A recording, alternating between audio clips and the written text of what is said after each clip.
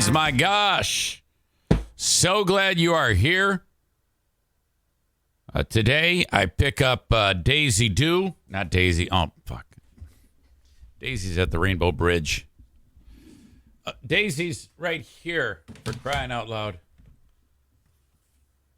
You know, the fact that this portrait that Nikki made and matted and or not matted, but framed so nicely and sent it to me, and it's not yet hanging up, is a testament to something I call put-off-itis.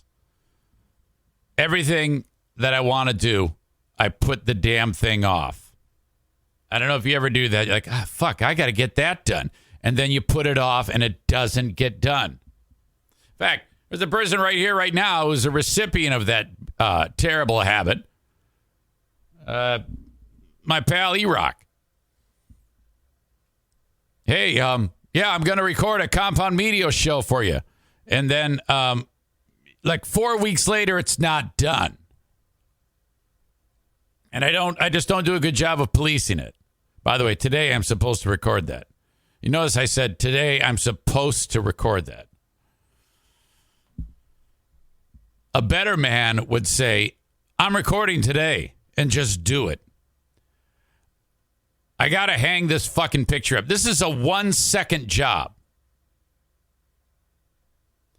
Everywhere I go at my house is there's thousands of these 1-second jobs that when not done, it leads to everywhere I go, there's a tumultuous amount of shit not finished. And it's so fucking frustrating because then I walk around and I'm like, fuck. It's like, trying to shovel snow during a massive snowstorm. And then I saw a thing online. It said, start small. Take care of one thing.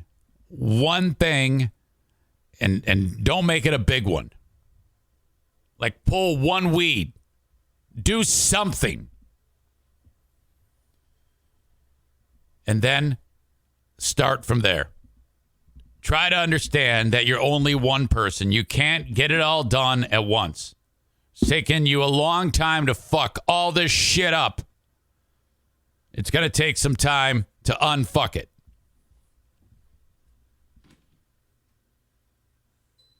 So that's where my brain has to be. Welcome into this show. Maureen knows. She says it's overwhelming. Well, anyway, there's Darla there. Taking her off to the radio station. I'm taking her off to iHeart Grand Rapids to see my pals over there. Uh-oh. She's already crying. Holy shit. What's up, honey? I don't know. We're not ready to take a break. We can't do that yet. Oh, for God's sake. Hang on.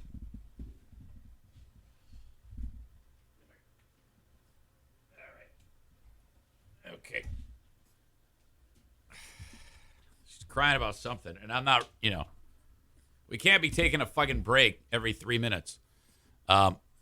So I've made all these pals over at iHeart Grand Rapids, except for Puddin', that fat ass. I'm worried that if I walk in the door, he's going to try to eat the dog. They are all in love with the pooch. I mean, who wouldn't be, for God's sake?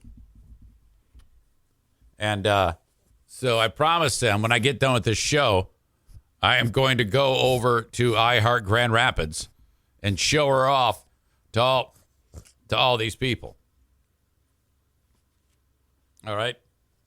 So that's where we are right now.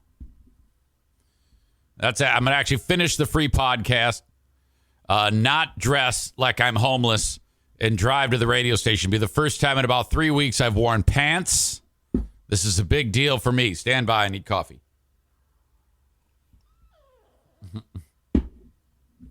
Maybe you want water. I don't know. Oh, run along. I might have nailed it. But she's doing great. She's doing great. I haven't slept with my wife since we got the dog. We are in a little bit of a state of flux. It might be the end of our marriage over this dog.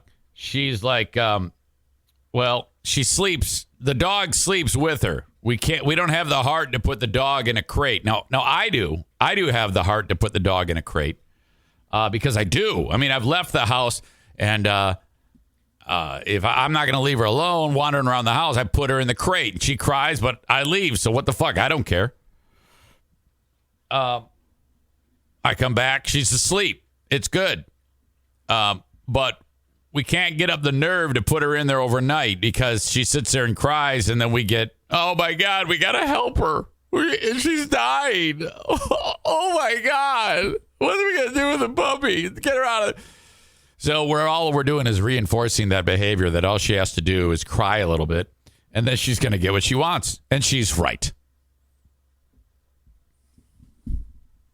So it's been Diana and Darla in the other room in that bed, and then me with Bruce and O'Neill in my bed.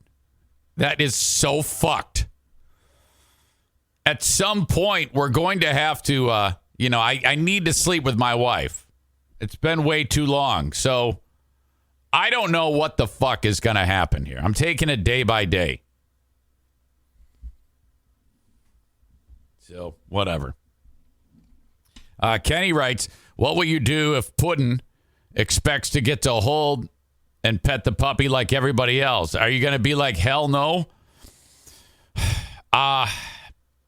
Well, I don't think that would happen.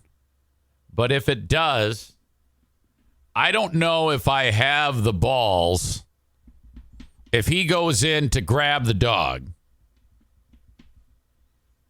if I have the balls to maintain my tough guy stance of not liking him. It's one thing to not address him or ignore him. It's another thing entirely if, you know what I mean? So, tough talking Eric is like, oh, fuck that. I'll smack the shit out of him. Fuck that guy. But I'm kind of a tough talker. So, I don't know. I didn't want to think about it. But I don't think I'll be avoiding them, so. All right.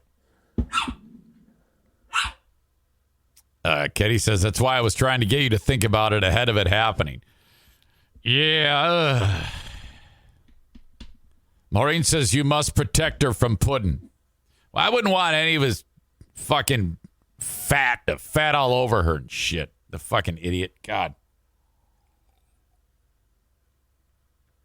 All right. Yesterday on the Ben and Eric Patreon podcast. Now, I'm going to break my own rule and tell you about something that happened on the show, but I can't contain it. Co-host Ben revealed to us in a fun way that he and his better half are engaged. Ben popped the question. And the details of how it went down are just, well, hold on a second. Puppy, no. Come here. Hold on, guys. Come here.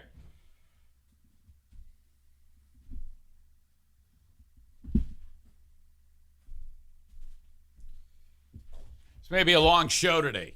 I don't like her wandering around, you know? There's all sorts of cords and shit. And can you imagine if she bit into something with an electrical charge in it and it just fried her brain right here on the show and fucked up all the equipment? So I'm instantly out of business with a dead puppy. It'd be just like that to happen. Oh. Nick says it'll end like the cat on Christmas Vacation. Oh, no. So Ben is engaged. He detailed it for us. He also released his latest edition of the Balls Out podcast with Ben Glaze and Brett Hayes. And so the cat is out of the bag. All is well. So at 36, I didn't realize he's 36. Fuck. I remember when Ben just got out of college. He's 22. I don't know if you feel the way I do. Any of you old fucks like me. But there's something that happens. For some reason, I get the feeling that people are catching up to me in age, though that I know that's impossible. But when I met Ben, I was 52, 40. I was 38. But I don't feel any older than 38 right now. And while he has chronologically aged and I have, I don't feel that. I feel like I'm still very young. But I mean, one look at my stupid face that can hold 5 days of rain and my fat gut, that's obviously not true. But I always have that sensation that people are catching up to me in age when I know them when they're much younger, like my neighbor's kid, or even my son. You know, Jim will be, I just turned 28, which is fucking insane. 28 years old. The fact that when I moved to where I'm at right now, I was only 33. So he's only a handful of years behind that age when I got to where I am right now in this neck of the woods. Fucking time is a mystery, man. Holy shit. So that's what's up. Good news for Ben. And now he's starting the wedding planning. And I fucked up because he's talking. He goes, yeah, now we're doing venue searches. And he mentioned the venue that he's going to visit, like today, that my daughter just had her wedding at. And I go, oh, well, you're going to love that place. It's a great, great room. And he's talking about the cost. And I said to him, I go, well, wait, look. Yeah, but, fucking A, dude. Typically, the cost of the wedding, that falls on father of the bride. So fuck that shit. You don't pay a penny. I mean, that's what I had to do. And he goes, yeah, well, we feel that because we're older, we should. I'm like, no, you motherfucker. That's why I wanted to say. I didn't say it, but I'll say it here. You dumb fuck. No, you don't. You don't do that. In fact, you don't have to say a word. All you have to do is kind of bring it up with the missus, and she'll do all the heavy lifting with her dad. That's the way it's supposed to be in the first place. So then he's talking about the cost. Now, I know what it costs for Jackie's wedding at this place. And Maureen writes, I think you scared Ben with the cost. So, yeah, there's the cost of a venue. Now, for the actual physical space, it has a charge.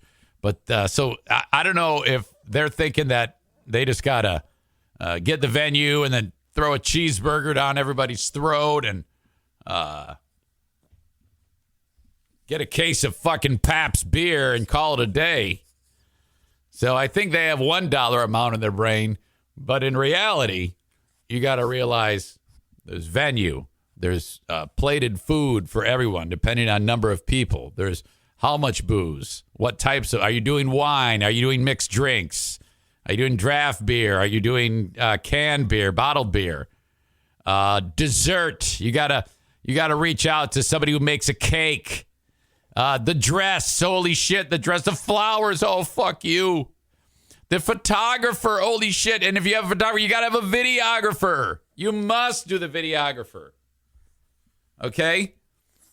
And so he's looking at me and the color's draining out of his face.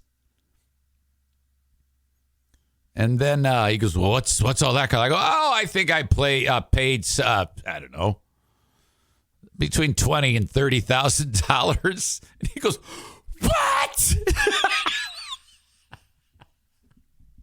He goes, I go, and I realized I fucked up. And I go, but I mean, how many, we had a lot of people at our wedding, Ben. We had a lot of people. How many, you go, oh yeah, well, I don't know, 150. I go, oh yeah, it'll be significant. You're going to pay $100. Oh, yeah. It'll be fine. Fine. And you may even be in a smaller room too, No big deal. Oh, that poor dude. Right in the butt. I didn't even spit on his butthole. I just jammed my big Armenian pecker, small Armenian pecker, right up his butt. Here you go. Ugh.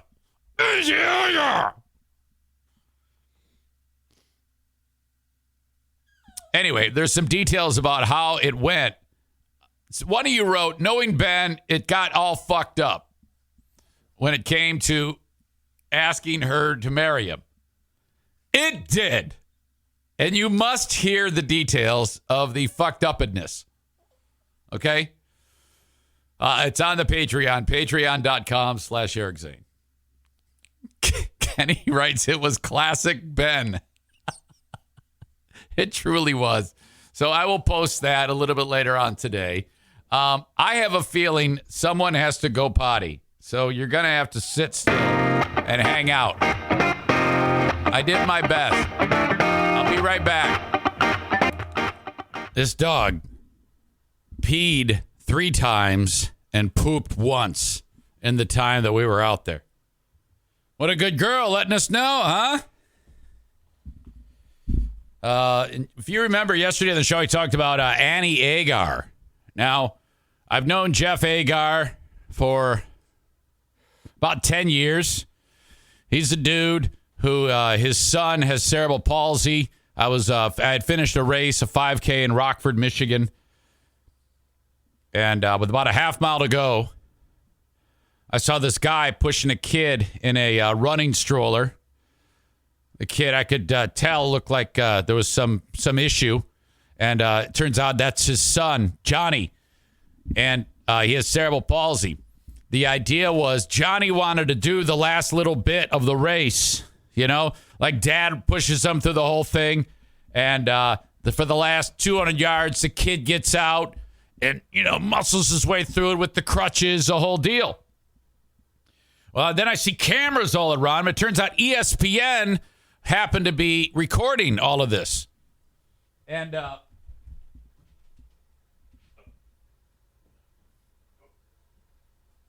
so as I'm watching this unfold, I realized I was seeing something fantastic. ESPN did like a 30 for 30 about this or some shit about the bond between dad and son. And from there, it blossomed to like Jeff started to do a lot of like these triathlons, Ironman, half Ironman, different distances of triathlon. And kind of like Dick Hoyt, if you remember him, the late, great Dick Hoyt from Boston. Also there at that event was a young lady by the name of Annie Agar. I'm guessing at the time she's 15. Well, she was really into sports too and loved athletics and following the local teams and shit like that. So she wanted to get into like sports journalism. So before long, she's, shooting videos for the local TV station, freezing her ass off at high school football games and shit like that. Well, she's become immensely popular in the influencer world. Like if you follow her on any of her social media, there's like 500,000 people that follow her.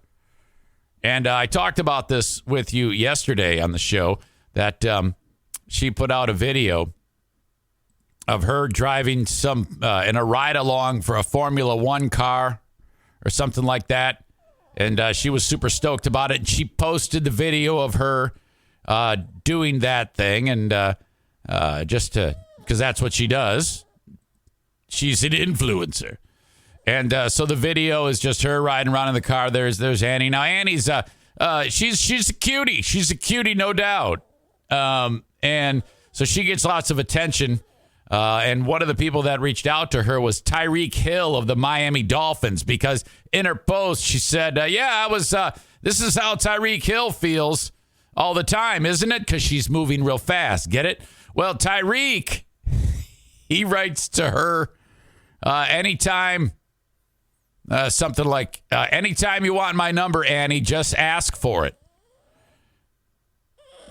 Now, first of all, you don't want to be hooked up to Tyreek Hill because he's a fucking psychopath.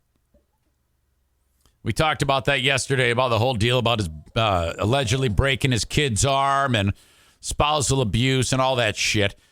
Prosecutor dropped the case, but did say he believed he could get a conviction.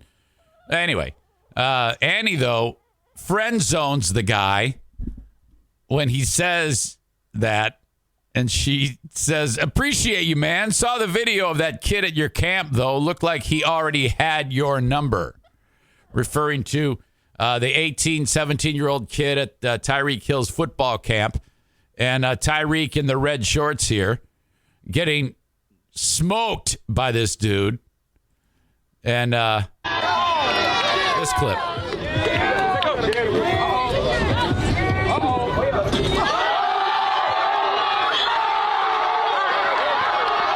I just love that shit. Guy wins a hoodie for catching a touchdown pass. Even though Tyreek Hill is a receiver, he's not a defender, but still, that's great. Well, I guess the moral of the story here is Annie has really taken off. Not the moral, but the point of the story is she's taken off. Tyreek Hill's a piece of shit. And if you're Jeff Agar, dad, you raised a good one. You must be very, very proud of her. So I reach out to Jeff. I go, yo, hey, I got to get Annie on the show. This dog, oh, my God, what are you doing? And the way this unfolded with Jeff is I go, hey, can I get Annie on? He says, she would love to. And then he writes, but as you can imagine, she has a high-powered agent from California, and her contract restricts any appearances, engagements that aren't negotiated by the agent. And he says it's crazy, but at this point, any appearance is basically a minimum of $25,000, and usually way more. Jeff says, incredibly, these social media influencers are in crazy demand. It's an incredible world. You'd be stuck with me in the interview. Well, perfect. There is a shelf life to these stories, so my feelings won't be hurt if the relevancy is not there anymore in short order. I go, oh, no, totally. I'll get you on. And then he says 3 years ago, she was filming high school football games for Wood TV, freezing her ass off, making $12 an hour. So I'm going to bring in Jeff here. I love this guy.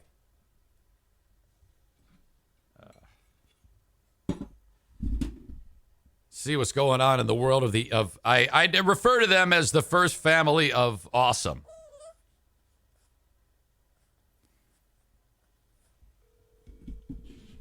Oops.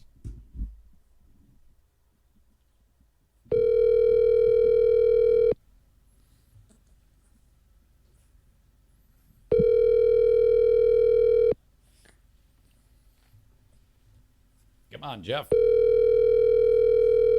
Me and this dog today. Yeah, right. This is going to be a bummer. I can already tell. Hello, this is Jeff Agar, please. Oh, fuck.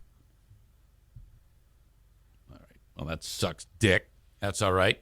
We'll get back to Jeff. It's treasure. There you go. Also, Chef Priyanka Naik is here. I don't know what the hell that is. Reduce some waste in the kitchen with some very creative hacks. What the fuck for using is happening on this show today? Jesus.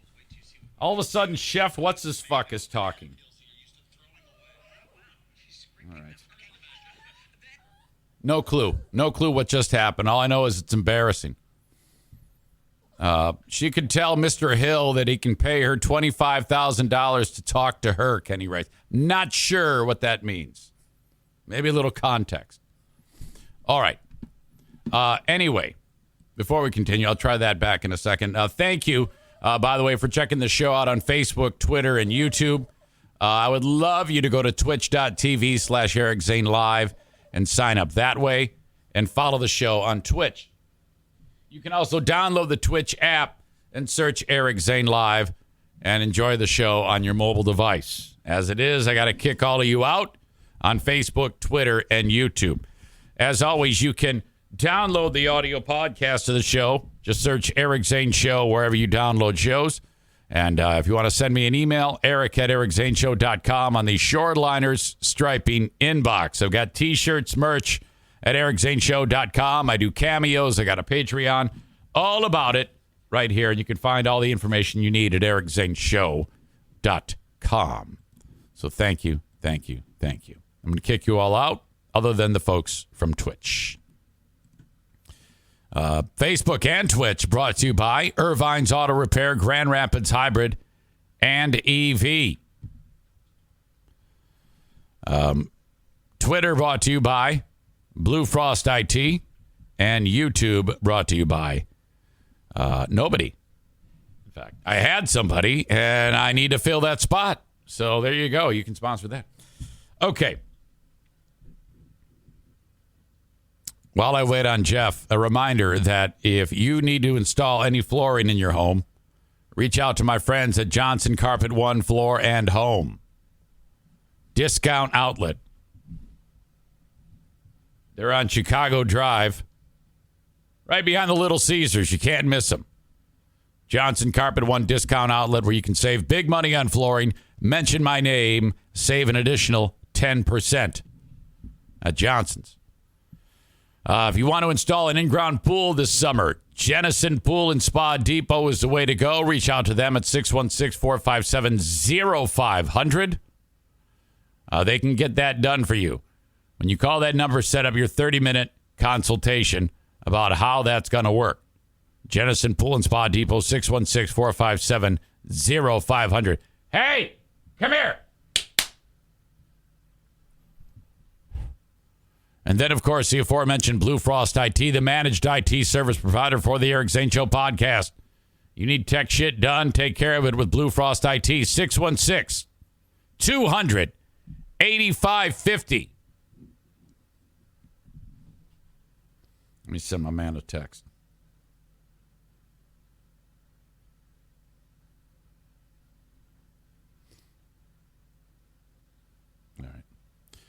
Charges against Alec Baldwin are dropped. I hate to say I told you so, but I fucking told you so. Of course the charges were dropped. I don't know what happened, okay, on this deal.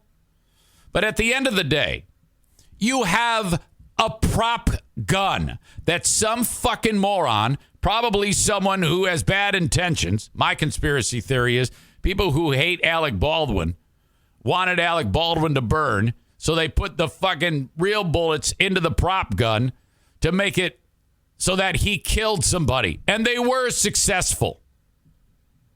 Word on the street is that the actual prop gun was modified in a way that it should not have been modified. Baldwin says, I never pulled the trigger. Prosecutors are like, well, you're a dirty whore liar. He's like, fuck you. I didn't pull the trigger.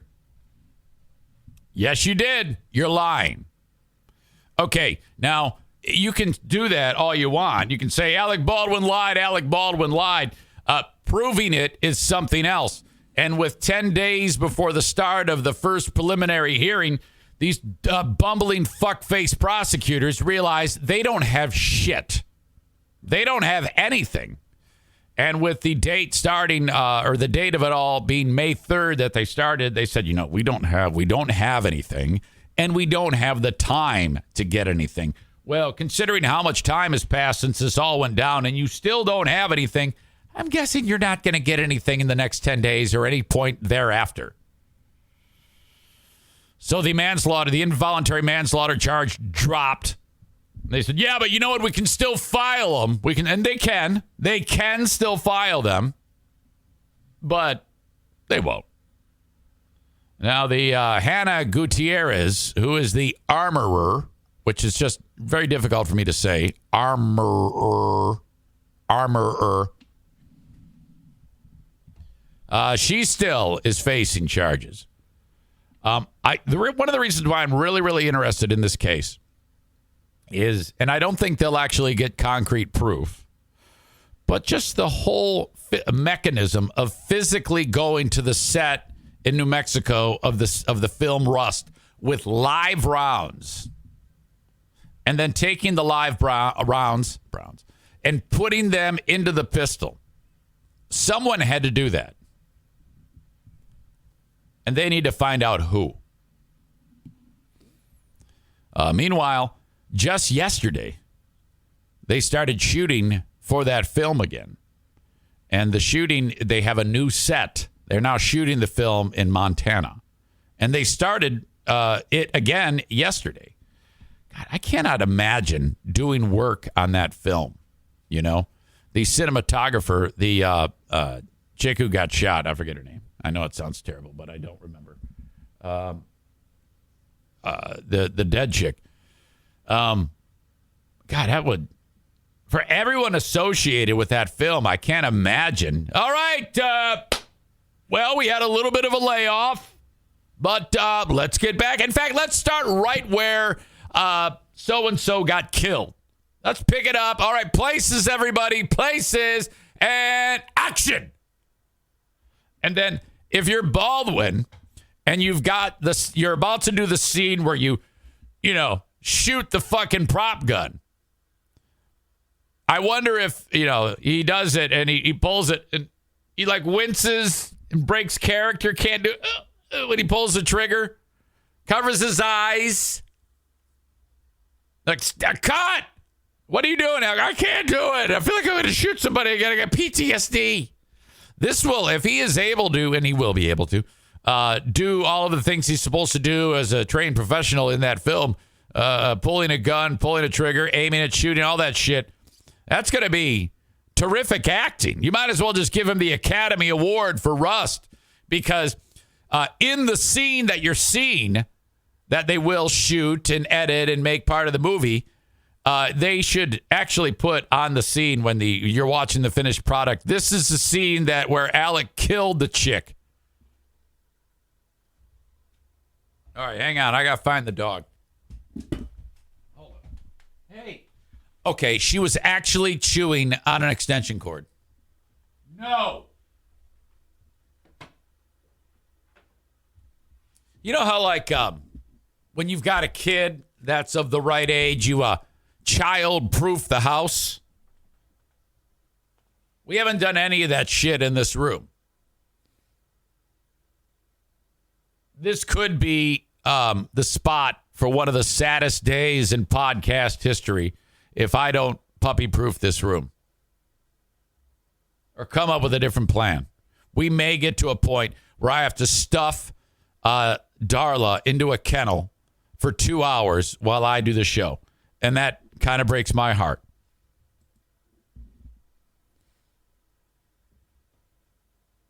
Chris says dogs are toddlers. I'm convinced of it. Yeah, they are. However, this phase is so short-lived. Dogs age so rapidly, and then it's done. So you're right. You kind of have to embrace the suck if you want to kind of get around it. Tyler says, give everyone on the set a Kevlar vest to be safe.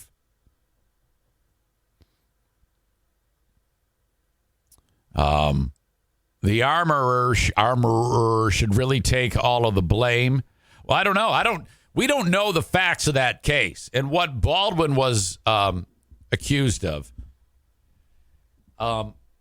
Okay, that's great. You've charged him, but now you have to prove it. And I think that it's telling that they couldn't do anything. They had nothing on this guy. All of the hatred for Baldwin aside, because quite literally one half of the country hates Alec Baldwin. And my own conspiracy theory, I touched on it before, is that one of the people who raided the Capitol somehow went on like a black ops maneuver and was able to somehow infiltrate and influence someone there to make it so that Alec Baldwin killed an innocent person to fuck up his life. That is the conspiracy theory. Now, I'm not a big conspiracy theory guy unless, of course, it's one that's plausible enough that I can come out to be proven right. And then I can look you all in the face and talk about how great I am. You know? You may be able to hear hold on a second. She's fighting with a pillow. Okay. I think she's finally calming down. I hope. Let's see. The announcement came 2.5 months after New Mexico prosecutors filed involuntary manslaughter charges against Baldwin. In a statement, the special prosecutors appointed by New Mexico First Judicial District Attorney, blah, blah, blah, to handle the case said the new facts were revealed as authorities prepared for a May 3rd preliminary hearing. Consequently, we cannot proceed under the current time constraints and on the facts and evidence turned over by law enforcement in its existing form. Translation, facts and evidence, we don't have any. We're dismissing the involuntary manslaughter charges against Mr. Baldwin to conduct further investigation. The prosecutors added the decision does not absolve Baldwin of criminal culpability. Charges could be refiled, and they won't, because they're not going to find anything else. The Los Angeles Times and Wall Street Journal reported the new information in the case was that the prop gun used had been modified. Baldwin has said, I didn't pull any trigger. Baldwin's lawyers applauded the decision and said in a joint statement they encourage a proper investigation into the facts and circumstances of this tragic accident.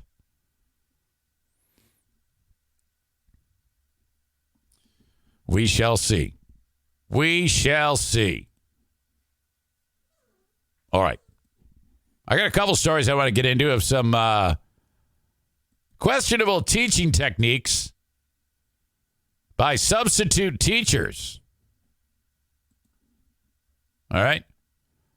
Okay, so we got one hosting a fight club and got another one, and that's the first one I'll do, is this teacher in Oklahoma, Wellston, Oklahoma, who this is a classic example of hot chick wanting to sleep with, 13, 14, 15-year-old. This is a 15-year-old. The substitute teacher sent nudes, was making out with the kid, touched his ding-dong, all that shit. Everything but sex. There was probably, at 15, a moment of full-on jizz in the pants over this. Reasonably hot. I would say especially if you're a 15-year-old. This is a woman. She's 26. They always seem to be about 25, 26. All lending credibility to my theory that no school should employ any people that are like under 50. You should only hire 50 and up to the world of teaching. Like if I'm a school superintendent and I take over a school and I see that there's a couple of hot chicks, they're fired immediately. You just fire them. You're out. Why? Because you're hot. And you're going to cause boners, and you're probably, if that will eliminate the risk of you molesting any of these young people. There's a plot twist in this one. I'll just say it. This chick who did all this, the cops say, her husband, is a cop. He might even be the chief of police. And her dad is the mayor of the fucking town that they're in. A former substitute teacher in Wellston turned herself in today. She is accused of having an inappropriate relationship with a student. The OSBI is now investigating, and News 9's Chris Yu explains why. What the fuck? Emma Hancock, who goes by Delaney. Jesus. What's going on with this dude? Turned herself in at the Lincoln County Jail Thursday afternoon before posting a $50,000 bond. She was a substitute teacher at Wellston Public Schools, but the Oklahoma State Bureau of Investigation said this guy is like, he looks like one of those anime sketches. Emma Hancock, who goes by Delaney, turned herself in at the Lincoln County Jail Thursday. Eyes are not supposed to be that close together. He's got so much dark around his eyes, so much mascara. He looks like a panda bear. Afternoon before posting a $50,000 bond.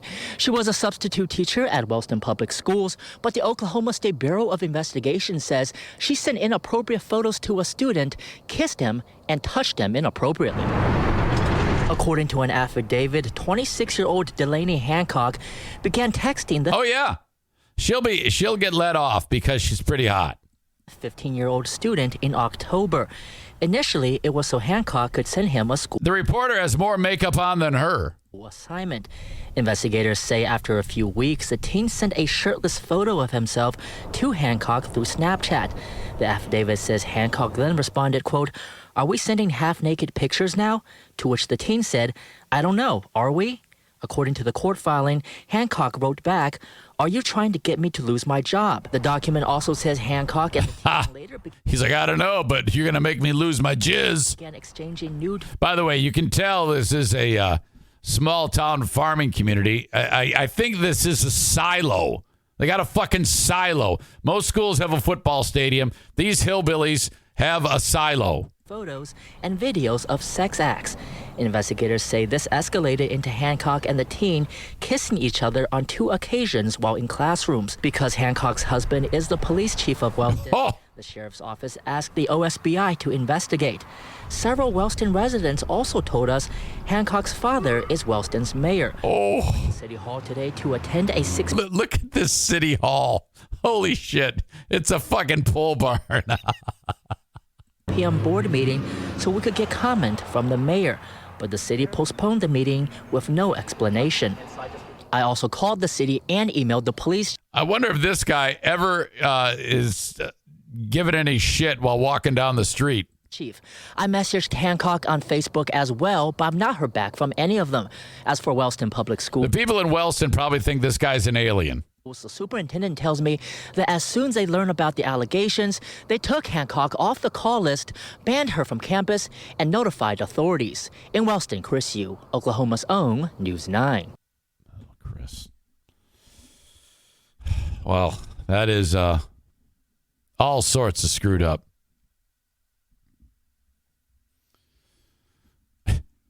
Ryan adds, not so good for the police chief. Not so good. Not so good. Now the whole town knows his penis doesn't work if his wife wanted a 15-year-old. Kyle noticed the FFA sign on the side of the school building, Future Farmers of America. Some stupid jokes. All right.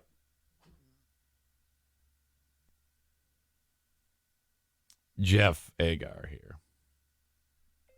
Absolutely. Period. I'll call you in a few. Let me reach out to Rick. Might be a few minutes late, comma, if that's okay. Shifting on the fly. No problem. Easily done. Update. EZ appearing at the sorority house tomorrow. I know that sounds ridiculous, but it's, I describe this as Father-Daughter Day. You go to the sorority. All the dads are there doing dad stuff. Sorority chicks. It sounds like the beginning of a horrible pornographic film. It really does. Word on the street now, the weather is going to be shitty, so the party has to move inside. Now, to me, this is bad news. That means I'm cooped up with people. I mean, at least when I'm outside, I can wander from area to area where they're playing various drinking games, and they are. You got dads and college chicks drinking games going on. Now, I don't drink, so I'm like, wow, this is fun. And it's like going from area to area. I'm like, this is all a bad idea. Booze, drinking games, dads, and college chicks, college sorority chicks. Oh, man. Like I indicated to you yesterday, I got the hell out of there as quickly as I could. I enjoy being with my daughter. She's great when she's not sneaking Jell-O shots. I'm the only responsible one at this fucking thing. As I get further and further from the end of my radio career, I'm being more and more forgotten. My only hope is that forgetfulness will continue so that I don't have any, hey, oh yeah, I used to listen to you on the radio, all those moments. I'm like, yeah, okay, great. Yeah, what are you doing now? No more of a gut punch. That's the biggest gut punch you can possibly do, that I can possibly receive when, essentially I took one day off from my last day on a full-time radio job and then started podcasting. And that's all I've done since for going on 4.5 years now. And so there's nothing more disheartening to walk up to someone and they say, oh, yeah, hey, I remember you. Yeah. What do you do now? And it's to a point now where I don't even mention the podcast. I have a go-to response. Little of this, little of that, whatever. I don't even tell them. I don't even say anything. Because only a small percentage of people who paid attention to me when I was doing radio work even know this exists. And it's so disheartening to say, yeah, a podcast, thousands of episodes. Oh, okay. Yeah, I don't do podcasts. And that one drives me crazy too. It's like, what do you mean you don't do podcasts? That's why? Why? I don't understand. And I don't know if they mean they don't understand or they don't like the format or what. And it's like, well, if that's the case, it's not a fucking format. It's me just here talking to you about whatever the hell I want to talk about. How the hell do you not know even if it's not me, Eric Zane for HelloFresh, you're going to save 60% plus free shipping. Pay attention. Here are the options for you.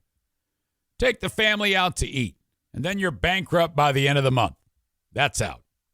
Okay, I'm going to plan a bunch of meals. I'm going to do research, hours on end, go to the store, buy all this stuff. Somebody's going to crash into my car.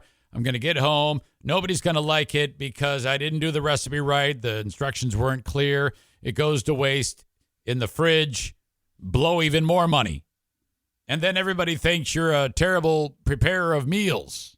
Or you can call upon America's #1 meal kit, HelloFresh. I would just like you to try this. We go way back, you and I. So just try this just once. Go to HelloFresh.com/Zane60, and then you'll use the code Zane60 for 60% off plus free shipping. So the box comes to your door after you make the various checks of what you like and how much food you actually want to get, and then let it play out. It comes to your door. The instructions are perfect. They're on individual cards. All of the portions are measured so that nothing goes to waste. You plate the food, you pass it along to the family at the table, and they're like, this is fantastic. I am not kidding you. It is a life game changer. HelloFresh. Again, you go to HelloFresh.com/Zane60 and use the code Zane60, and that's 60% off plus free shipping. Now, this offer does not last forever, so now is the perfect time. As I'm talking to you, log on, do it, sign up, and then get ready to have some fun and be admired by your family and friends. And make sure you tell me how it goes. Reach out to me on email or whatever. Scream at me when I'm running down the street and tell me that I was right, because I am right. HelloFresh is fantastic. I swear by it. I love these folks. HelloFresh.com/Zane60 and use the code Zane60 for 60% off plus free shipping. They didn't become America's #1 meal kit by doing anything other than being the best. Thank you, HelloFresh. People ask me all the time, Eric, Zane, how do you do it? You have to balance so many things. You have to have your hand in just about everything in order to make a living. How are you doing it? Well, frankly, when I started, I have no idea. I think I kind of just muscled my way through it. But there is one secret that I've never really talked about until now. It's a book. It's called Elevate, Build a Business Where Everybody Wins. The author is a dude named Tommy Mello, which sounds like a guy who was a roadie for the Grateful Dead. But no, this guy's a genius, and you got to get this book. He's built a $200 million business with over 700 employees. And in this book, I discovered some skills and things that I can do to help me in what I do. It applies to just about any line of work. Kind of like if you're sick and tired of working for the man, you can become the man or woman, gender stuff, or else everybody's going to get mad. What I'm suggesting is you check out the book. It's a quick read, and what you will gain when you read it will blow your mind. Tommy Mello. The book is Elevate, Build a Business Where Everybody Wins. Trust me on this. Get a copy of Elevate at elevateandwin.com/Zane. All right, you might have to back up and get that one again, but here, I'll tell you again. elevateandwin.com/Zane. You're going to love it. When you go to elevateandwin.com/Zane, you will get 5 exclusive bonuses, including a winning ads and application page checklist, the interview bundle, the 7 steps of delegation, and more. If you're in a rush, Elevate is also available on Amazon, though you will only receive the free bonuses when you go to elevateandwin.com/Zane. Read it, and when you finish the book, get ready to have your life changed. How do you not do podcasts? In my opinion, even the shittiest podcast is better than what's heard on the radio. For the simple fact that, in radio, you got a 10-minute window where everybody's half of the time they're basically getting everyone in the audience caught up to speed about what they're talking about. And then the rest of the time, it's spent trying to further whatever it is they're talking about. So it's kind of like a blend of those things. And then just about the time you start to get interested in it, boom, they got a commercial break. Oh, fuck. 12 minutes of commercials, then they're back at it. So podcasting, at least, when I do my intermission and say, hey, I'll be back, and play music, at least you got the dogs to look at. Fuck me. So I've never understood that. So at this event now, they say the weather is going to be absolutely shitty. So all of the things that I could do with a person severely with ADHD, some cornhole, some whatever games we have, jarts, bocce ball, horseshoes, throw around the football, frisbee, eat a hot dog, eat some chips, watch all the dads hit on college students, watch people get drunk and puke. All those activities now, most of those are out the window. I'm pretty much just going to be in a closed environment. Madison says, is that okay? I go, honey, anything for you is okay. Whatever it is you want to do, I'm all about it. That is the right answer. Kenny writes, I prefer listening live to the show. And before you and Stu, I didn't listen to podcasts either. Ryan says that I should say, I do a conservative MAGA show on the internet where I occasionally listen to the former president of the United States rant. The rest of the time, I flip burgers and try to walk across ice in public. First time chat from Novarex679. There's a special place in my heart for you new participants. And I'm always curious about how you got to where we are right now. You commenting on this Twitch stream and me talking to you. Because that means Either I encountered a new person who's just discovering what the hell is going on here, or it's someone who used to listen to me on the radio. Welcome to you. Don't be a stranger. Give me as much background as you can about you. And then send me an email with even more specifics. Eric@ericzaneshow.com. Eric's lonely. There's no question. Wasn't that a song by, what's that fucking band that has like one member? The Black Eyed Gold or something like that. Gold on the Ceiling. Black Keys. That's it. Black Keys.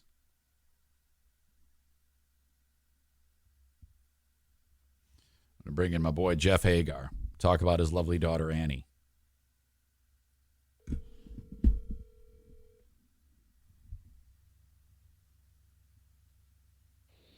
Hey, Eric. Former Detroit Tigers pitcher Jeff Hagar. How are you? Well, that was really former, like capital F for former. How old were you when you finally said, I can't do it anymore? I think I must have been 28 maybe. 27, 28, I think it was. When you were growing up and playing sports, baseball at like high school level, were you the kind of guy who not only was a great pitcher, but could also hit? The only thing I know about good hitting, Eric, is it doesn't look that tough because I used to stand 60 feet from guys doing it pretty easily. So, okay. I was not a great hitter. I was a very average hitter. And I was pretty much an average athlete too. You never looked at me and watched me play and said, oh man, this guy's destined to be, a professional player at any level. But you could pitch. Yeah, I could pitch. Well, I could throw hard was my only claim to fame. Like in football, I could throw a football long ways, but I'm so slow. So I would just be brought in to throw deep bombs if we had to sometimes. But and in baseball, I could throw away hard, but I was not a great athlete. Oh, for fuck's sake! You've got to be kidding me. His face must have just hung up on me. He's still talking. I can promise you he's still talking right now. What the fuck is going on here? I've had some great luck. Oh, did I lose you? That's all right. No big deal. Okay, sorry. I'm not sure what happened there. That's okay. I have no idea. Where were we at? We're talking about now. When you played, that was at the time when Sparky Anderson was the manager, and Lance Parrish, and then Kirk Gibson. All those guys were in spring training with you. Yeah, it was pretty wild. Listening to Sparky Anderson just give speeches to the guys was pretty extraordinary. It was a different game back then, but he was famous for sitting there telling guys, look, this is effing war. And he would just go off. And you just don't see that kind of passion today.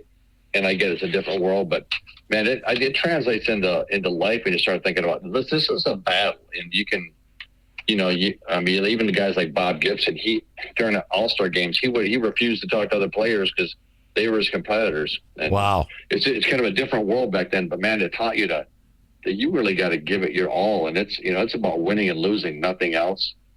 So it was an interesting time, but the players I played with, I became decent friends with Dan Petrie, one of the greatest guys in baseball. And, Jack Morris was hilarious. I sat on a bus next to him one day going to a game, and just one of the funniest guys, just hilarious, just amazing. So it was a cool time, but I was not a stellar athlete for sure. I could throw really hard, but beyond that, I was pretty average. So for the longest time, you and your beloved son, Johnny, have just been hogging the spotlight. And then out of the blue, is Annie your middle or oldest?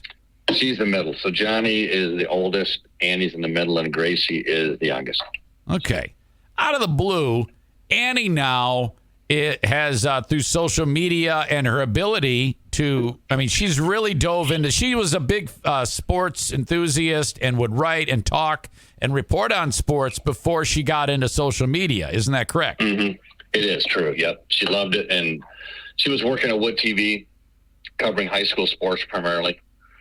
She covered some college sports. She would go film games at Michigan State and Michigan and cover stuff like that. But mainly she was doing high school sports. She started making hilarious videos. She would write them. She would shoot them. She would edit them and then publish them. The one that she has pinned to the top of her social media is her with the Zoom interview with all of the Big Ten schools. Very, very funny. And it kind of has taken off from there, correct? It really did. She was sitting around, with no sports going on because of COVID and really nothing to do. She moved back home with us and was just there thinking, what do you even do to keep people engaged with sports? And she knew that people were missing that part of sports, of the bantering back and forth. And then kind of out of the blue, and everybody was having Zoom meetings for any kind of thing going on. And so she thought, but what would be hilarious is if the Big Ten had a Zoom meeting to talk about football starting up again. And then she just started thinking about all the typical characteristic things about each school, the Michigan State, the heavy drinking, the Michigan, a little bit full of themselves, and all the other schools, and the Brainiacs at Northwestern. So, and the fact that, nobody even knows that Rutgers really even exists, and back then anyway. So she put this together, and the video was just so funny, and it really hit the spot of what people really wanted. And then several people, Desmond Howard and Rich, I think it's Eisner from ESPN saw it, and they all tweeted it out, and it just exploded. And so then, and she even said when she first put it out, she didn't think it would go anywhere, but she said, I may have to do more of these if you guys like them or something like that. Yeah. So it's funny looking back at it now.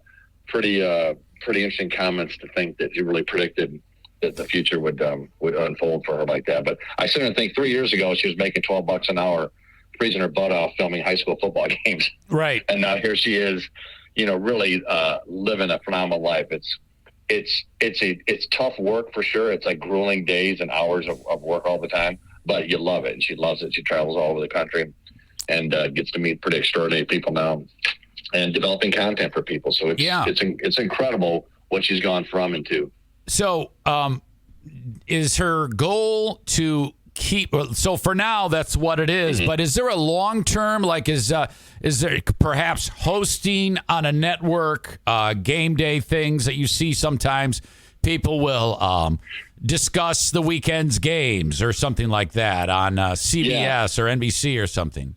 Yeah, that's a really good question. She's trying to think about what she does. A couple of things on that. The tough thing is if you were to set this goal, you never would have even known it was possible. So sometimes goal setting can limit you, right? I mean, it's good to have some goals, but it could limit you from something that you never would even dreamed of.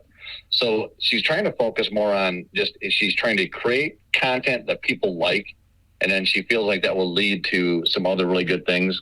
But she's not set on one path or another just because you kind of see that there was no way to predict this path, right? But if your goal was entertain, make people happy, feed their need for sports and the stuff that they want to cover, trying to do that every day has really opened up some incredible doors for her. So, I think that the potential for her is huge.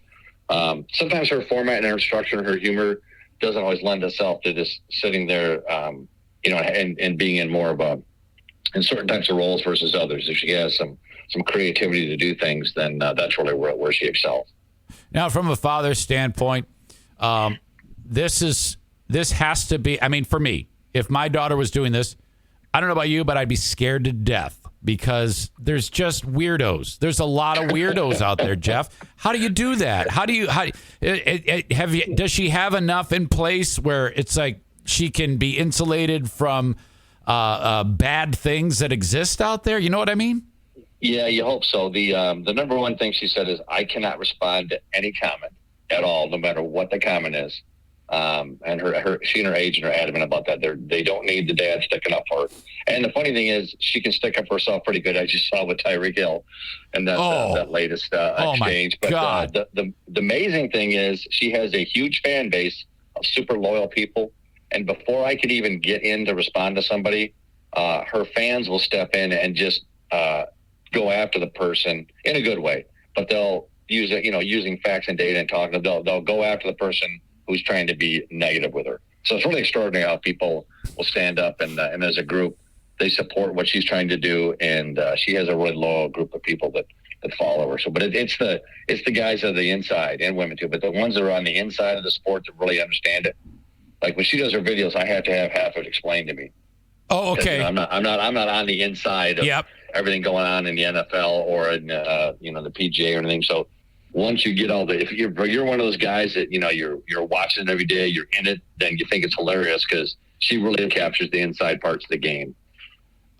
Hill has a bad record. I mean, this guy, if she said, "Hey, Dad, I'm going out with Tyreek Hill," I mean, for me, I'd be like, "No, that's not a good thing." And so you must have been proud knowing that she friend zoned that guy pretty quick when he went in and fired and shot his shot. Yeah, we did look up a lot about him, and I don't know what he's like personally, but he does have a great sense of humor. He does have he's said a lot of funny things over the course of time, done funny things. I guess he's done some other things that I'm sure he's not proud of, but he does have a very good sense of humor. So we felt like he wouldn't take this personally when she kind of shut him down. He would look, and he kind of responded in kind with a little meme that said like, "Oh, look what we're doing," kind of thing.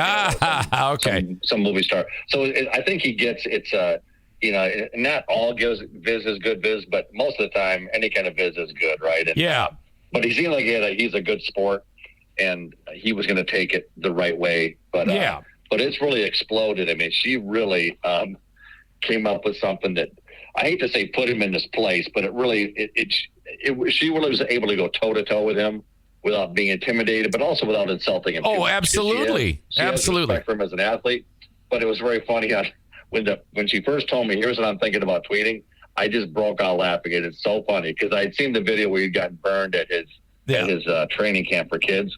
And that kid that burned him, he might be a future first round draft pick, but that kid put a move on him and the whole camp went nuts, right? Yep. So that video's been out there for a while. And then for Annie to comment on it, was just hilarious. So I just broke up laughing. She did have a couple other funny ones too that were good, but that one was great. She is a fun follow. Now I know she's on all of them, but I just happen to only be looking at Annie Agar, ANNIEAGAR on Twitter. But if there's a social media that exists, she's on it, and that's how she is. And you're right. And I'm really proud of her. She's had support from people, but this is all created out of nothing. Like what she's done. I feel that people try to do things like this, but she did it herself, and it wasn't like she had an army of people. And the funny thing is now people say, well, so how many writers do you have, and who does all your filming and editing and all your research? And so they go, it's me. There's not a team of people that do any of this stuff. But she loves to research. She loves sports. She digs into stuff. She reads tons of blogs to learn what people are talking about. And then she just finds a way to creatively put it into very short snippets that are hard hitting. And you've seen stuff just cuts so fast. The editing is just incredible. Yeah. But she does a great job at it. So I'm really proud of her. The bad thing is, Eric, I used to think being a professional athlete was a pretty cool thing myself. And so now I'm like fourth on the family depth chart. So my son is, Johnny is very well known. He's a motivational speaker now. My wife wrote a book about his life. Yeah. So she's a superstar. My daughter Annie now has vaulted past everybody. And the only saving grace at this point, my youngest daughter is she's young. She is not long before she passes me by. But I'm fourth on the family depth chart, even with what I think was kind of cool at the time. But it's old news now, and but it's fun that they've all are moving past me. I'm waiting for my youngest daughter to move on by me as well. That's why I call you the first family of awesome. That's the name I came up with you. You are the first family of awesome. The good thing is, we all know the root cause of how it's happened is I outsourced all the work to Becky to raise the kids and then make them good kids, and then I just sit back and take all the credit for it. You see, that's really it's a great model. That is a veteran thing to say. Yet another feather in your cap. This is why it all comes back to the first family of awesome. Smart people. This is great.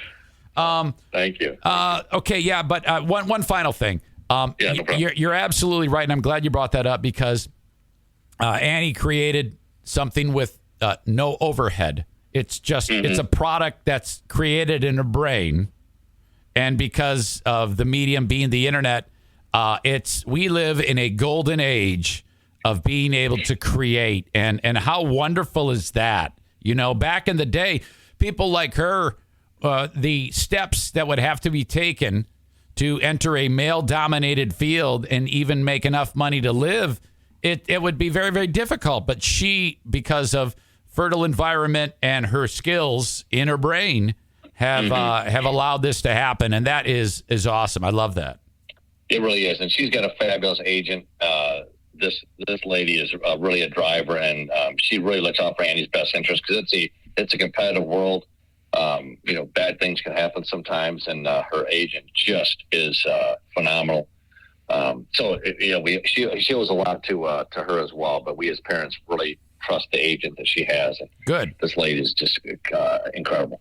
Yeah, that sounds like a wonderful relationship. I'm really, really, really proud of her. Please pass that along and say hi to everybody. I love them very much and love you too. And I thank you for the time, Jeff Agar, and you have a great rest of the day, and I'll see you very soon, okay? I hope. Sounds great, Eric. Yeah, we really appreciate it. You've been a great supporter from us from the very beginning. We were first doing 5K races, so we can't thank you enough for all you've done to try to help push Johnny's message along, and now Annie's and everybody else's. Yeah. So thanks again, Eric. As always, I honestly, I could spend time talking about every single member of this family, but we just don't have enough time. There's so much material there. It's incredible. Oh my God! I can make stuff up that doesn't exist too. So yes, make myself look better. Okay, Jeff. Thanks a lot, Eric. Thank you, pal. I'll talk to you. Bye bye. Take there. Oh, I cut him off. Fuck. That is Jeff Agar. That's fucking so cool. That's how she did this. That's how you become a influencer. Laugh at the term. Laugh all you want. But need I remind you, minimum $25,000 just to get her to walk into the door.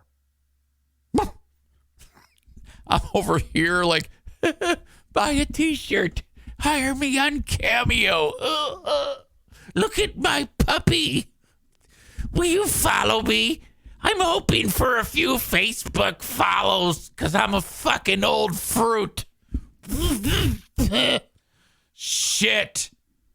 This is a young person's game. I've got no business being in it. Holy shit.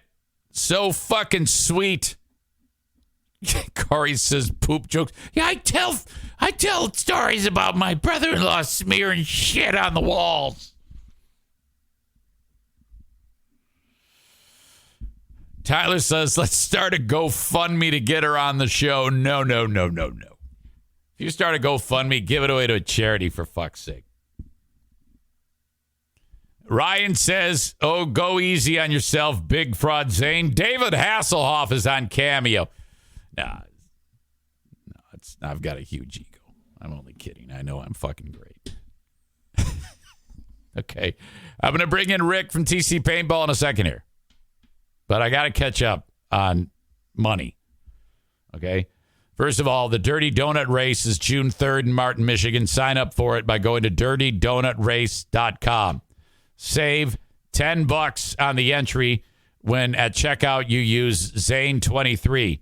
dirtydonutrace.com. The Dirty Donut is the #1 gravel bike race in Michigan. Dare I say the world. You got the 10-miler, you got 21, 41, and 61 distances. At certain points in those races, you can stop and eat a donut. If you eat a donut, you get 5 minutes taken off of your time. It's a fun-filled, family, awesome event. DirtyDonutRace.com. Spread the word if you're not a biker, a gravel road racer, or just looking for fun. To your friends about DirtyDonutRace.com. Thank you to Dan, who runs the race, for reaching out to me for advertising. He's also had me do the announcements. So you hear my voice at the race site. So thank you, Dan, for that. You're awesome. And he puts me on the T-shirt, all sorts of great shit. And he's a sponsor, so thank you. Berlin Raceway races got canceled this week because they're 100% certain that the weather's going to be a big fat pile of shit on Saturday.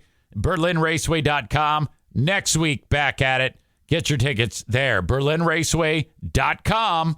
Tickets online, just $14 each. Plan an event next Saturday at Berlin. $14 a pop. Buy them online. If not, there's $17 at the gate. At BerlinRaceway.com is where you go. Kids 15 and under are free. Parking is free. You can bring a 12 by 18 cooler packed with whatever you want. You can bring in 3 12 by 18 coolers with a whole turkey dinner. As many snacks, and as many soft drinks as you want. No glass, no booze. Berlin Raceway. Loving my friends at Kent County Health Department. AccessKent.com if you need information on the WIC program. If you or someone you know or love is having trouble keeping food on the table, visit the Kent County Health Department's website, and you'll see the spot on the side. It says WIC. All your questions will be answered. Or just call them at 616-632-7200.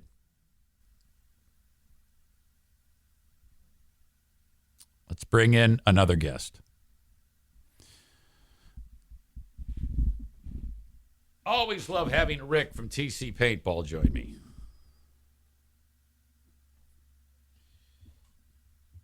Let's see what's up with Rick. Okay.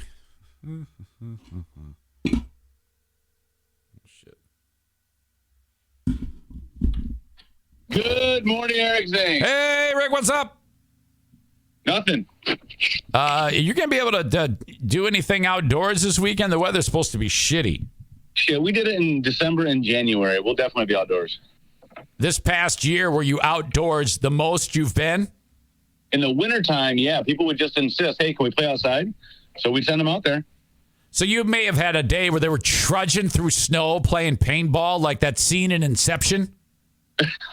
100%, yeah, for sure. Some of those bachelor parties just don't care. They get with their buddies and all inhibitions go out the window. Have you ever had anybody so hammered they puke on the paintball field? Man, it's a touchy subject for me. You know, I've always wanted to be the cool guy. Hey, can we have alcohol here? Yeah, why not? I don't see a problem with it. And then that went on for years, and everyone kind of kept it themselves. And then one holiday weekend, one guy was super belligerent, and his guys in his party wouldn't do anything to help. So we had to call the cops on him. He wouldn't. He just wouldn't stop being a drunk idiot. Oh no! And then that was it. Send him to jail for a holiday weekend. What kind of bummer is that? Oh fuck, man! I'm sorry. That was a while. So they probably got PTSD. Well, yeah. So now it's like, you know, you try to be cool for a while, but once that happens, it kind of ruins it for everybody. You're like, you know what? We're getting bigger. We're getting busier. We have more parents and moms around. We just need to clean it up a little bit. So I got to risk the fact that I'm not as cool as I want to be just to go for overall, feng shui of the environment. What is feng shui? I've heard that, but I don't know what that means. Like the vibe, I think, is the way I interpret it. I like that you worked it in. Thank you. I wasn't sure if I pronounced it correctly. You ever do that? You throw something out, you don't know what the fuck it means, but you still throw it out because you've heard it thrown out before? Oh, 100%. Like I field most of the calls for my store here, so I'm always giving information, and I'm always kind of long-winded in that. And then you throw a bunch of words out there, and I'm looking at myself as I'm talking to these people on speakerphone, going, "What the hell did you just say? It doesn't even make sense." When you were in grade school growing up, were you the one that was constantly talking when you weren't supposed to be talking? No, not really. That's something, I think that's something that comes with more confidence and self-esteem. And I think mine was low going through the early stages of grade school. But as you get more confident, being involved in sports when you get to middle and high school and you think you're kind of something, I think that increases as you go with your confidence level. I was talking earlier in the show, Rick, about Alec Baldwin. Did you happen to see that? I've been following that story about Alec Baldwin and shooting that chick. I saw it, but I gotta say, most Friday mornings when you send me a link, or sometimes you send me 2 or 3 links, hey, check these out, we're going to talk about them. And then you talk about those links about a half hour before I get on, and then we never get back to it. So I'm like, well, I don't know. Should I look at these links or not? Is it a waste of time? I did, though. I checked out that Alec Baldwin thing. And I don't know. I got a few questions, I guess. He says he didn't pull the trigger. And if I don't know, the gun was modified. Like, I want to know, like, how the gun was modified and if it could have gone off without him actually pulling the trigger. And that's what I think that would have come out had they been able to, if they didn't drop the case. Right. But were they just putting his name on it because he's a name? And I don't know, like, I have a hard time kind of getting through that because, and I always have a hard time when I like the person involved. And that's a character flaw, isn't it? Like, if I like the person involved, I don't know him, so how can I like him? I like characters that he's played and stuff, so I want to give him the benefit of the doubt. I don't know. Well, I think at the, let's just say he did pull that trigger. And I don't think you can stop liking him because I don't think Alec Baldwin went to work that day and said, I'm going to go kill this chick. Right. And I think, okay, so let's look at all the movies that have fake guns in them. Like, how often does that happen where if there was a real round in there, it would have killed somebody? Does that happen regularly? Or is that like a big no-no? Like, even, every gun is considered loaded, so you don't point it at somebody. You know what I mean? Yeah, exactly. I agree with that. But at the same time, then we don't have any. You gotta, at some point, you're gonna have to. If you're watching a Quentin Tarantino film, for fuck's sake, of course they're pointing guns at each other. I just don't. I've never been able to wrap my brain around why in the world there would have been live rounds within miles of the site, of the shooting site. How did that even happen? Right. Like, in my mind, trying to piece that together, it's like, okay, they were rushing to get the pistol to the scene, and maybe they forgot to unload it, and instead they just set it next to, just a lot of bad things happen that absolutely shouldn't. That thing should be locked up in between when it's not being used, and we should make sure, for everybody's safety involved, that there's no mistakes like that being made. I don't think that Alec Baldwin, though, would be without fault, because the reason why I say that is I have a couple friends who work in the film industry, and they said that there's a series of checks and balances and people that are in charge of these things that it falls on them. So, like, if something bad happened at your paintball facility, ultimately you're in charge, and it's Rick who's got to answer to that. Alec Baldwin produced that movie, so I think that he is culpable to some degree, but not to the degree that they wanted to charge him for. I still think there's so much that went wrong that he's not 100% innocent by no means. Yeah, they said they could refile the charges, right? Correct. Yeah. All that meant was it just dropped. They don't have the time to do anything because they haven't come up with anything so far. Right. I couldn't believe that happened almost 2 years ago already. When I was reading the dates on that, I'm like, man, that doesn't seem like that long ago. No question. So that's just interesting. I guess that the armorer, the chick, Hannah Gutierrez-Reed, she still is on the hook. That they still have enough to actually proceed. So I'll be interested in seeing how that goes too. Because she's fucked. Yeah, she is. Fucked. She's the last line of defense there. I think she's fucked. And then we'll be able to find out a lot more information as to what went on, because all we've heard is shit on TV. We haven't heard any facts. We don't know. But you can't believe the media. Unless it's me. Hey, did you see my new puppy? I did see your new puppy, absolutely. Oh, my God, Rick. First of all, I couldn't believe Daisy died. Rick, you've been through the ringer when it comes to dogs over the years. It's the hardest thing ever. It absolutely is. And my old one, I found out, may have cancer right now. She's 13. So we're trying to extend it as long as we can, and as long as she's comfortable and happy. You know what I mean? So Basil. It's staring at the end. It's never an easy situation. I feel for you, brother. I do. Okay. Well, excellent. Well, hug your puppy. Hug your puppies. Hug your kids. I appreciate you as always. Yeah. So what are the numbers currently for the next paintball war coming up in 9 days? Okay. I'm sure we can count on a bunch of Mexicans. Or Hondurans. And I'm sure that that number will be substantial. So I got them. I got Kevin Kuipers. And I'm pretty sure Tyler. I'm trying to get Dale and his gaggle. So as usual, it could be enormous or so. I don't know. I know Terry, Emo, Terry, and Beth are going to be there. Okay. And maybe their kids. So I'm still in the wrangling stage, so I can't I can't confirm that yet. But I will get on it. I'll reach out to these people directly and see if they're coming. Well, I tell you what, it sounds like we got a lot of the regulars that we normally get, which is awesome. We always have a good time with them. Every time we do one of these, it's usually like 60, 70% regular, and then a handful of newer ones that we hope to turn into regulars. I guess I have a question for you, though. Do you plan any audience exoduses before then and now? Yeah, that's a great question because it's been a while since there was one of those. So I hope to not have anything and keep the car between the lines, Rick. I can't afford any more of those. I think that would be a good policy. All right. You're awesome. Dude, have a great weekend. Stay warm. I know the weather might be a little wonky for you guys, but still, if people want to reach out to you, just go to tcpaintballgr.com. All the information is there about how to get a hold of Rick and plan an event and book it, okay? Absolutely. All right, buddy. Thank you. Thank you. Talk to you soon. Yeah. You notice how I got up to go get a water bowl for the puppy as soon as he started talking because I knew I had about 30 seconds of him filling in the blanks of whatever it is he wanted to say. Rick's good. I don't give a shit what you say, man. Rick can talk about anything. That's why I love him. He's right, though. Half the time I send him an email. Yeah, we're going to talk about this and this and this, and then we don't even talk about it. You may notice that I look away from the microphone from time to time.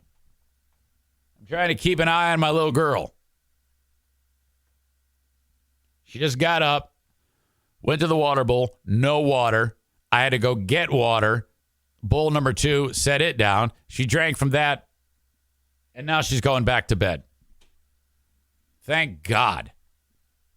I can't believe we got through this show or have gotten this far with how rambunctious she was to start. And she just had to pee. If she's crying, she has to pee. Just assume she has to pee. All right. Thank you to Rick. All right. Advertise on this show. Reach out to me, Eric at ericzaneshow.com if you want any information on how to do that. Put you in front of thousands of people every day between the live streams and between the recorded podcast. Your message can be heard. Just like my friends at Serra Honda Granville. SERRA, SerraHondaGranville.com. They are awesome.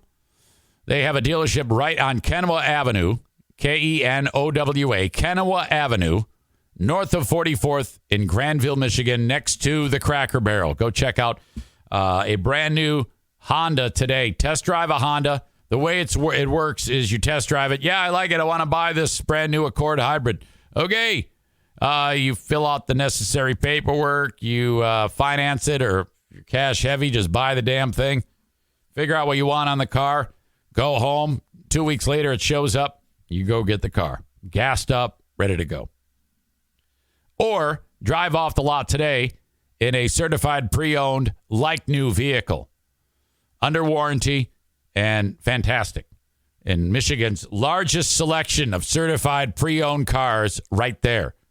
In Granville, Michigan, the largest selection of certified pre-owned cars in one spot. That is awesome. We mentioned TC Paintball. Thank you to Rick. Book a party, tcpaintballgr.com. If something goes wrong with the car, this is where things get kind of have to navigate this, because when Sarah started advertising with the show, like, yeah, we need you to talk about the service department. I said, I cannot do that. I've got a company that already services vehicles. Oh, okay. That's Irvine's. Irvine's Auto Repair, Grand Rapids Hybrid, and EV. 616-532-6600. Reach out to them if you need to get your vehicle repaired, or just drop it off. Okay? Brand new. They just updated their facility with basically doubled the size of the entire building to double the efforts and ability to serve the customer better. 616-532-6600. If you're driving along 44th Street, just a few blocks east of 131, side street called Stafford, that's where they are. Irvines.com. That's E-R Vines. E-R-V-I-N-E-S. Irvines.com. Okay. More bad teacher behavior. Earlier, we had the substitute teacher who was making out with the kid and sending him nasty pictures. And then she's married to the chief of police in this little town in Oklahoma, I think it is. And her dad is the mayor. Ugly. How about this one? This substitute teacher has a fight club. Oh, my God. Check this one out. We can't check anything out. Hang on. I fucked that up bad. Completely unnoticed if it wasn't caught on camera. And we have blurred parts of the video to conceal student identities. NBC5's Alana Quillen reports from Mesquite. I do not want this on record. Beatriz Martinez says it was like a fight club in class. I was devastated. I was like, I couldn't watch the full video. Her daughter capturing it on camera. I had to stop it multiple times because I didn't think it was real. I said, this must be a prank. This is not real. Mesquite ISD says a substitute teacher allowed students to fight each other Wednesday afternoon at Kimbrough Middle School. Witnesses say she even pushed desks aside to create a space for the 12 and 13-year-olds to... Okay. I cannot imagine being in middle school and the substitute teacher says, all right, I know you're all used to the substitute teacher coming in here and telling you to take notes or we watch a film strip, but no, I'm doing things differently.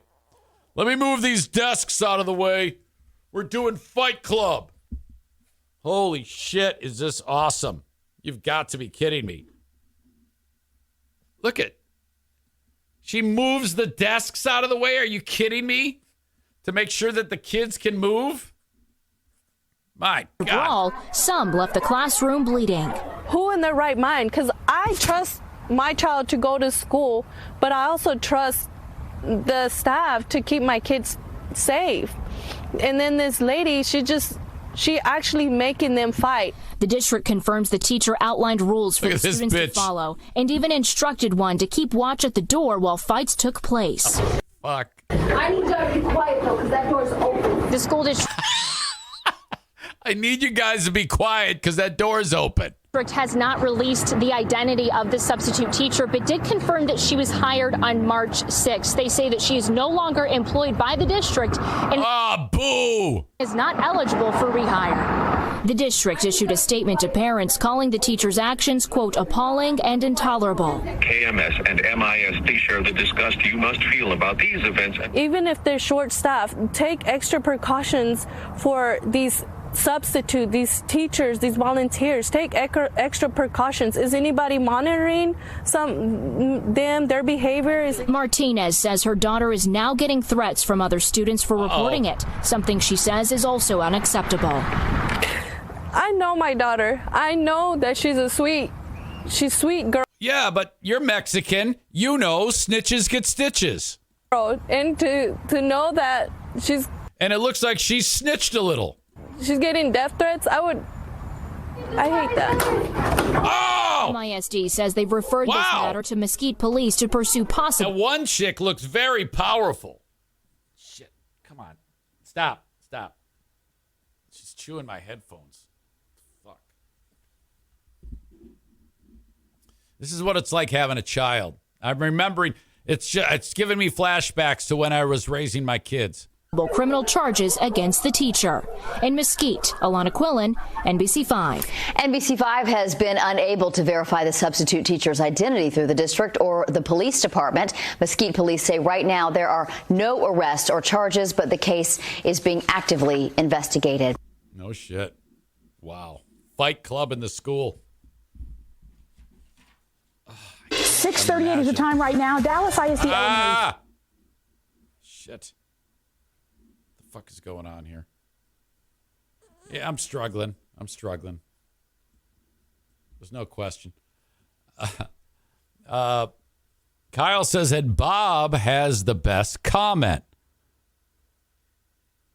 Bob's comment is, her name is Roberta Paulson.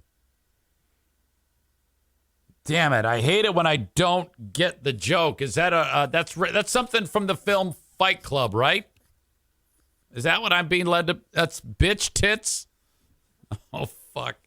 Yeah, Meatloaf played that part.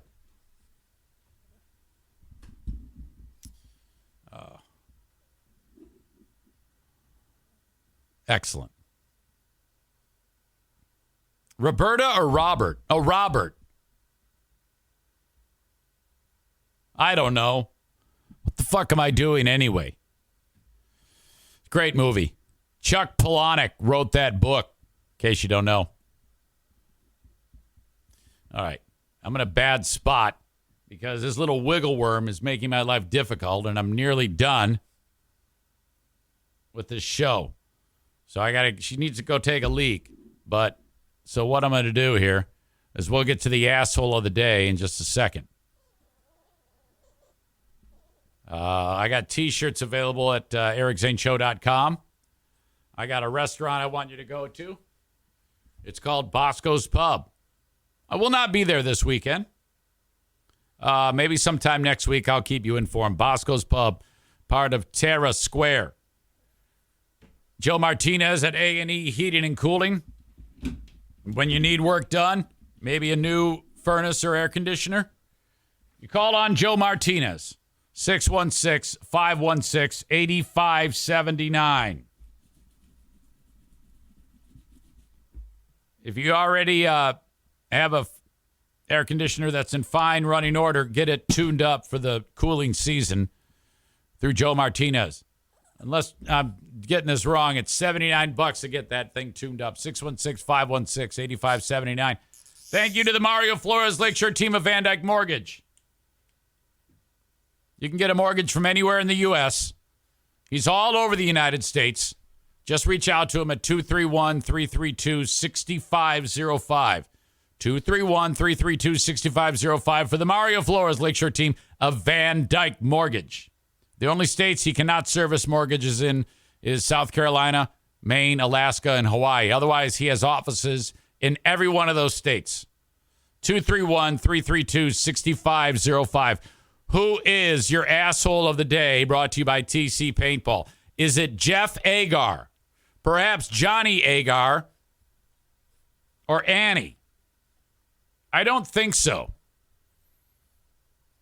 Either substitute teacher whore or substitute teacher fight club.